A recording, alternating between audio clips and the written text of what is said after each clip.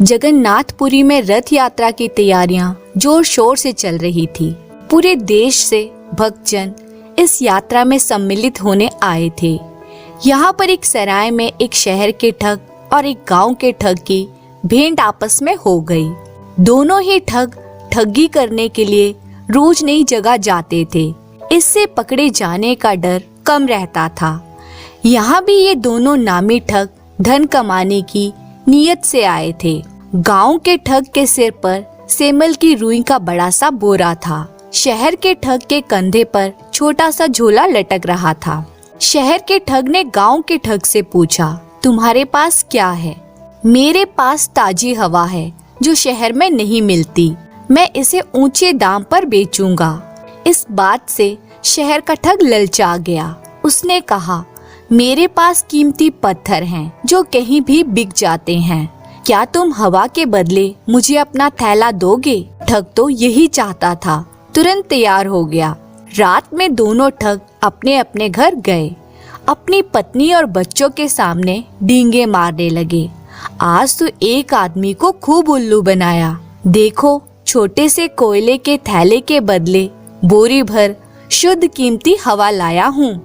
लेकिन जैसे ही बोरे का मुंह खोला, रुई चारों तरफ उड़ने लगी। दूसरे ठग ने जब थैला खोला और देखा उसमें कोयले थे, उसकी पत्नी ने तो ताना कसा, चलो आज ठग को भी किसी ने ठग लिया।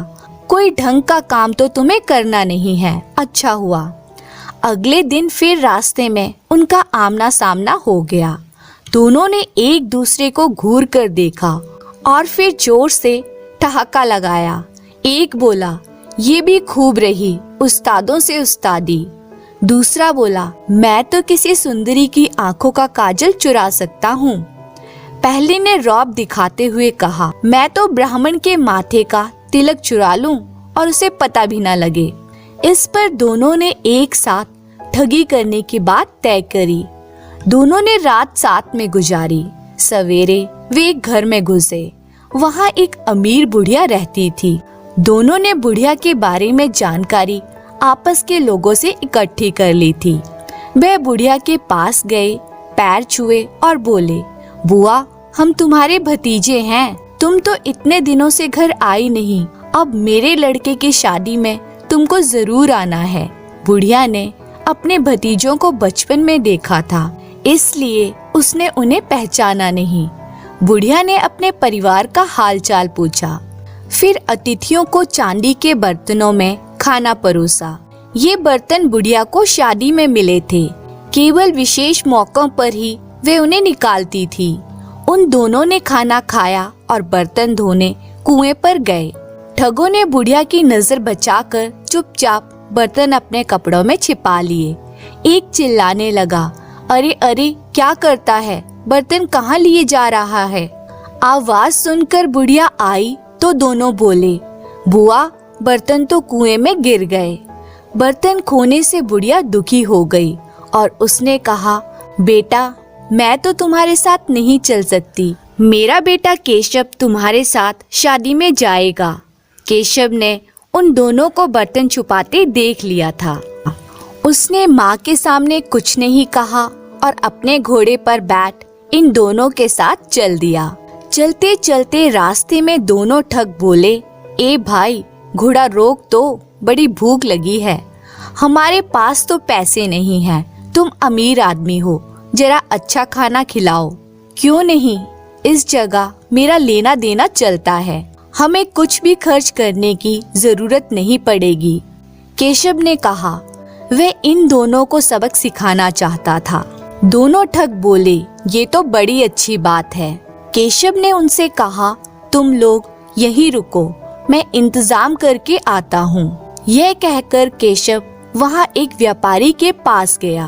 उसने गुपचुप उससे बात की, फिर वापस आया और दोनों ठगों को व्यापारी के पास ले गया। व्यापारी ने केशव को धन दिया। वह धन लेकर जाने लगा तो दोनों ठग बोले, अरे भाई, अकेले कहाँ जाते हो? हम भी चलते हैं। नहीं, मुझे काम है, थोड़ी देर में मैं आता हूँ। तब तक तुम्हारे स्वागत और खान पान का ध्यान ये श्रीमान रखेंगे। केशव ने व्यापारी की ओर इशारा किया। व्यापारी ने उन दोनों को डपटकर कहा, जाओ पीछे खेतों में मजदूरों के साथ काम पर लग जाओ। उन दोनों ने व्यापारी को समझाने की बहुत कोशिश की कि वे मजदूर नहीं हैं, पर व्यापारी ने कहा, मैंने तुम दोनों को पैसे देकर खरीदा है, काम तो लूंगा ही। नहीं नहीं, हम लोग अच्छे घर परिवार के हैं। केशव ने हमारे साथ धोखा किया है, आपको भी धोखा दिया है। हम उसे खोज लेंगे, आप एक बार हमें जाने दो। दोनों ने बहुत विनती की। व्यापारी को उन पर दया आ गई। उसने अपना एक नौकर उन दोनों के साथ केशव को खोजने के लिए भेज दिया। इस बीच केशव दूसरे गांव पहुंच गया। वहां एक हलवाई की दुकान पर जाकर गपागप मिठाई खाने लगा। दुकान पर एक छोटा लड़का बैठा था। उसने कहा, मिठाई खानी है तो दाम निकालो। देखो बच्चे, मैं तुम्हारे पिताजी का दोस्त हूँ, उनसे जाकर कहो मक्खी मिठाई खा रही है, कुछ नहीं कहेंगे।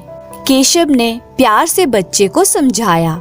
जब उस बच्चे ने जाकर पिता को बताया तो वे नाराजगी से बोले, जाओ जाओ, मक्खी तो मिठाई खाती ही है, चिंता मत करो, एक मक्खी कितनी मिठाई खा लेगी।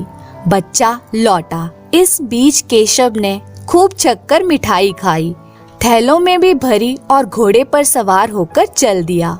बच्चा चिल्लाता रहा, रुको रुको। आगे रास्ते में उसने एक बूढ़ी औरत को देखा। उसके साथ एक सुंदर बेटी भी थी। केशव उस सुंदर लड़की पर मोहित हो गया। उसने झपटकर युवती को घोड़े पर बैठाया और तेजी से आगे बढ़ गया। बुढ़िया रोती चिल्लाती उसके पीछे भाग रही थी। अम्मा, तेरी बेटी को बहुत प्यार से रखूंगा, हाँ मेरा नाम याद रखना, जुआई राजा।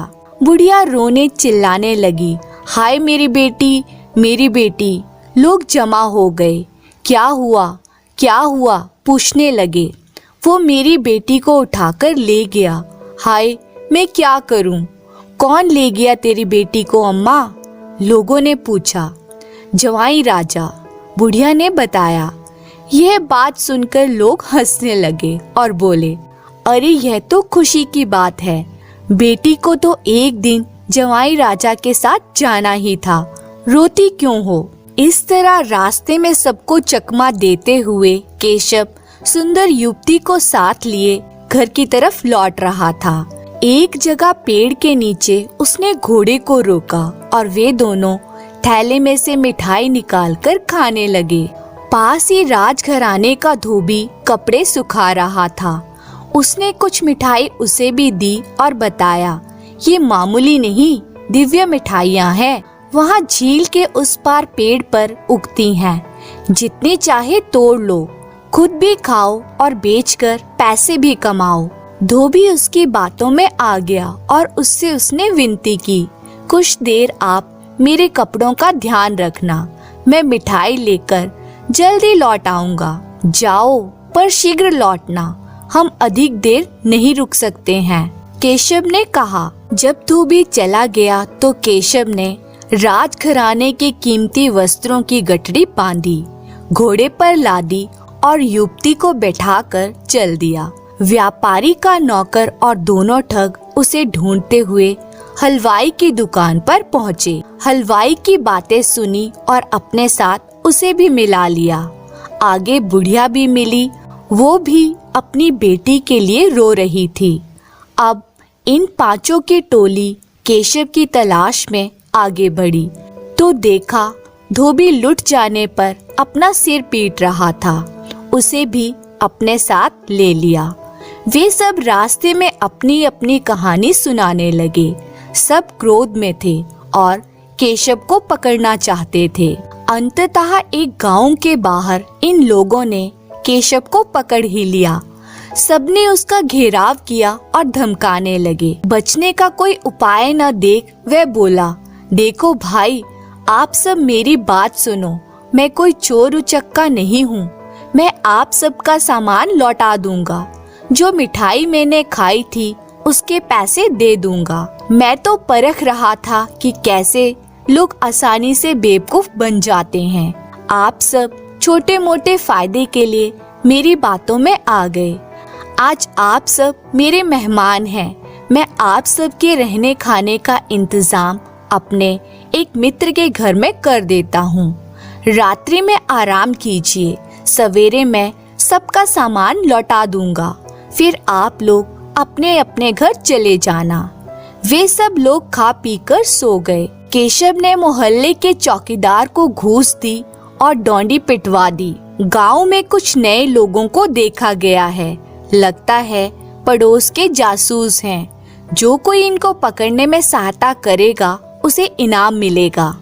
पकड़े जाने की घोषणा सुनकर दोनों ठग, व्यापारी का नौकर, हलवाई, बुढ़िया, धोबी सभी घबरा गए और वहां से जान बचाकर भागे। जाते जाते अपने पास का सामान भी वहीं छोड़ गए।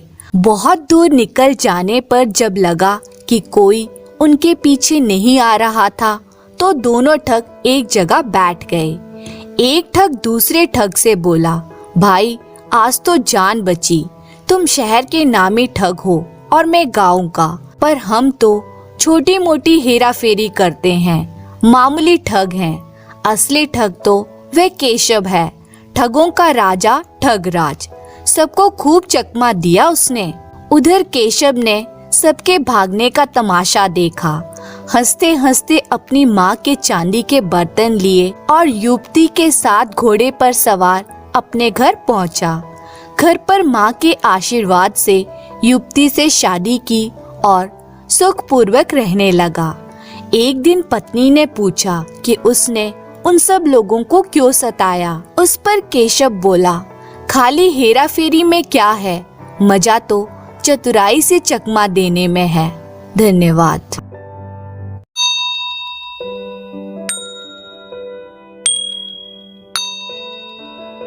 मिथिला के राजा एक बड़े ही धर्मात्मा एवं ज्ञानी राजा थे।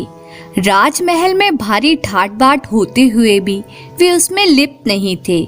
उनके पास एक बार एक साधु उनसे मिलने आए। राजा ने साधु का हृदय से सम्मान किया और दरबार में आने का कारण पूछा। साधु ने कहा, राजन, सुना है कि इतने बड़े महल में इतने ठाट बाट के बीच रहते हुए भी आप इनसे अलग रहते हैं। मैंने वर्षों हिमालय में तपस्या की, अनेक तीर्थों की यात्रा की, फिर भी ऐसा ना बन सका। आपने राजमहल में रहकर ही ये बात कैसे साध ली? राजा ने उत्तर दिया, महात्मा जी, आप असमय में आए हैं। यह मेरे काम का समय है। आपके सवाल का जवाब मैं थोड़ी देर बाद दूंगा। तब तक आप इस दिए को लेकर मेरे महल को पूरा देख आइए। एक बात का ध्यान रखिए, दिया बुझने ना पाए, नहीं तो आप रास्ता भूल जाएंगे। साधु दिया लेकर राजमहल को देखने चल दिया। कई घंटे बाद वह लौटा तो राजा ने मुस्कुराकर पूछा, कहिए स्वामी जी, मेरा महल कैसा लगा? साधु बोला, राजन, मैं आपके महल के हर भाग में गया, सब कुछ देखा, फिर भी वह अनदेखा रह गया। राजा ने पूछा, क्यों? साधु ने कहा, राजन, मेरा सारा ध्यान इस दिए पर लगा रहा कि कहीं ये बुझ ना जाए। राजा ने उत्तर दिया, महात्मा जी, इतना बड़ा राज चलाते हुए मेरे साथ भी यही बात है। मेरा सारा ध्यान परमात्मा पर लगा रहता है। चलते फिरते, उठते बैठते एक ही बात सामने रहती है कि सब कुछ उसी का है और मैं जो कुछ कर रहा हूँ उसी के लिए कर रहा हूँ। साधु राजा के चरणों में सिर झुकाकर चला गया। धन्यवाद।